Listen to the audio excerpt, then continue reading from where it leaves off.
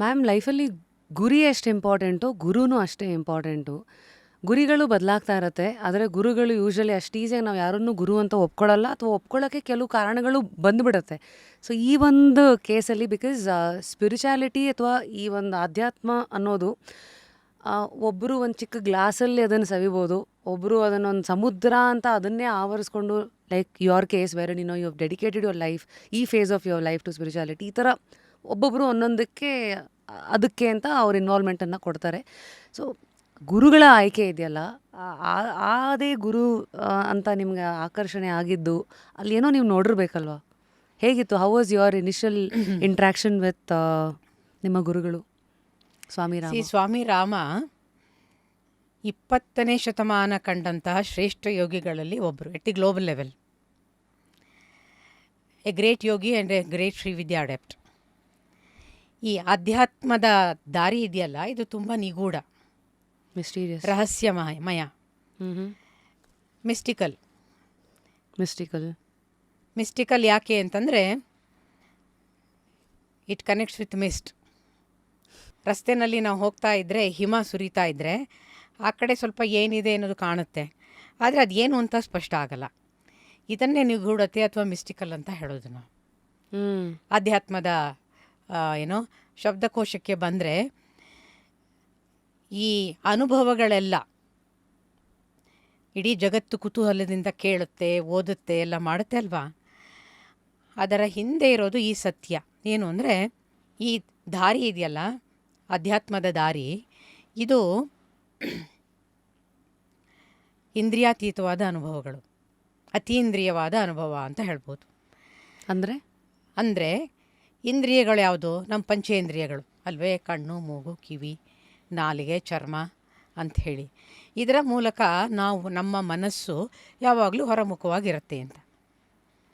ಹಾಗಾಗಿ ನಾವು ಏನೇ ಅನುಭವಗಳನ್ನು ಜೀವನದಲ್ಲಿ ಪಡಿತೀವಿ, ಅದು ಇಂದ್ರಿಯಗಳಿಗೆ ಲಿಮಿಟ್ ಆಗಿರುವಂಥದ್ದು. ಆದರೆ ಆಧ್ಯಾತ್ಮದ ದಾರಿಗೆ ಬರಬೇಕು ಅಂತಂದರೆ ಈ ಇಂದ್ರಿಯಗಳನ್ನು ದಾಟಬೇಕಾಗತ್ತೆ ಅಂತ. ಅದಕ್ಕೆ ಇದನ್ನು ಇಂದ್ರಿಯಾತೀತ, ಅತೀತವಾದ್ದು, ಇಂದ್ರಿಯಕ್ಕಿಂತ ಮಿಗಿಲಾದ್ದು, ದಾಟಿದ್ದು ಅಂತ ಹೇಳಿ. ಮನಸ್ಸಿಗೆ ಅದು ಏನು ಅಂತ ಗೊತ್ತಿಲ್ಲ, ಯಾವತ್ತೂ ಇಂದ್ರಿಯಗಳನ್ನು ದಾಟಿರೋದಿಲ್ಲ ಅದು, ರೈಟ್? ಸೊ ಅದಕ್ಕೆ ಮನಸ್ಸನ್ನು ದಾಟುವ ಯಾವುದೇ ಸನ್ನಿವೇಶಗಳು, ಅದು ಗುರುವಿನ ಕೃಪೆ ಇರ್ಬೋದು, ಅಥವಾ ಭಗವಂತನ ಕೃಪೆ ಇರ್ಬೋದು, ಆಶೀರ್ವಾದ ಇರ್ಬೋದು, ಪೂರ್ವಜನ್ಮದ ಕರ್ಮ ಸಂಸ್ಕಾರಗಳಿರ್ಬೋದು, ಅನೇಕ ಕಾರಣಗಳಿಂದ ಈ ಕೃಪೆ ಸಿಗುತ್ತೆ. ಸಿಕ್ಕಾಗ ಈ ಮನಸ್ಸು ಇಂದ್ರಿಯಗಳನ್ನು ದಾಟೋದು ಹೇಗೆ ಅಂತ ಕಲ್ತ್ಕೊಳ್ಳುತ್ತೆ. ಆಗ ಗೊತ್ತಾಗುತ್ತೆ ಮನಸ್ಸಿಗೆ ಅಧ್ಯಾತ್ಮದ ಮಾರ್ಗ ತುಂಬ ನಿಗೂಢ ಮತ್ತು ಇಂದ್ರಿಯಾತೀತವಾದ್ದು, ಮಿಸ್ಟಿಕಲ್ ಅಂತ. ಮ್ಯಾಮ್, ಈ ಮಧ್ಯ ಪಂಚೇಂದ್ರಿಯವನ್ನು ದಾಟೋದೇ is the initial point of your spiritual journey in a very deeper scale ಅಂತ ಹೇಳಿದ್ರಿ. ಜನಸಾಮಾನ್ಯರಾದ ನನ್ನಂಥವ್ರಿಗೆ, ನನ್ನ ಮೂಲಕ ನನ್ನನ್ನು ನೋಡ್ತಾ ಇರುವಂಥ ಆಡಿಯನ್ಸಿಗೆ ಪಂಚೇಂದ್ರಿಯಗಳನ್ನು ದಾಟೋದು ಹೇಗೆ, ಅಂದರೆ ದಾಟೋ ಅವಶ್ಯಕತೆ ಯಾರಿಗಿರುತ್ತೆ? ಪಂಚೇಂದ್ರಿಯಗಳನ್ನು ದಾಟೋದು ಎಲ್ಲರಿಗೂ ಅವಶ್ಯಕತೆ ಇದೆ. ಆದರೆ ಅವಶ್ಯಕತೆಯನ್ನು ನಾವು ಯಾವಾಗ ಫೀಲ್ ಮಾಡ್ತೀವಿ, ಜೀವನದ ಯಾವ ಹಂತದಲ್ಲಿ, ಆಗ ನಮ್ಮ ಆಧ್ಯಾತ್ಮಿಕ ಜೀವನ ಆರಂಭ ಆಗುತ್ತೆ. ಅದನ್ನು ಸ್ಪಿರಿಚುವಲ್ ಅವೇಕನಿಂಗ್ ಅಂತ ಕರಿತೀವಿ. ಹಾಗಾಗಿ ಈ ದಾಟೋದು ಹೇಗೆ ಅಂತ ಒಂದು ಪ್ರಶ್ನೆ ಕೇಳಿದ್ರಿ. ಒಂದು, ನನ್ನ ಸ್ವಂತ ಪ್ರಯತ್ನದಿಂದ ದಾಟುವ ಕೆಲಸ ಶುರು ಮಾಡಬೇಕಾಗತ್ತೆ. ಅಂದರೆ ಹೇಗೆ? ಜೀವನವನ್ನು ನಡೆಸ್ತಾ ಯಾವುದೋ ಒಂದು ಹಂತದಲ್ಲಿ ಎಲ್ಲರಿಗೂ ವಿತೌಟ್ ಎನಿ ಎಕ್ಸೆಪ್ಷನ್, ಯಾವಾಗ ಅನ್ನೋದು ಕ್ವಶನ್ ಆಫ್ ಟೈಮ್, ಅದು ಗೊತ್ತಿಲ್ಲ. ಏನನ್ಸುತ್ತೆ ಅಂದರೆ, ಇದು ಏನು ಜೀವನ ಅಂದರೆ, ದಿನ ಮಾಡಿದ್ದನ್ನೇ ಮಾಡ್ತಾ ಇರ್ತೀವಲ್ವಾ,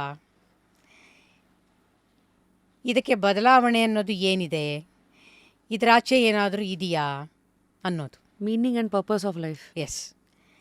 ಹಾಗೆ ಮನಸ್ಸು ಹಾಗೆ ನನ್ನ ಜೀವನದ ಉದ್ದೇಶ ಏನು ಅನ್ನೋ ಪ್ರಶ್ನೆಯನ್ನು ಮಾಡಿಕೊಳ್ಳುತ್ತೆ. ಯಾಕೆ ಮಾಡ್ಕೊಳ್ಳುತ್ತೆ ಅಂತಂದರೆ, ಈ ಶರೀರ ಏನು ನಾವು ಕಾಣ್ತೀವಿ, ಅದಕ್ಕೆ 20, 30, 40, 50, 60 ವರ್ಷ ಆಗಿರಬಹುದು. ಆದರೆ ಒಳಗಡೆ ಒಂದು ಮನಸ್ಸು ಅನ್ನೋದಿದೆಯಲ್ಲ, it's called the most ancient traveller. Swami Rama ಅವರು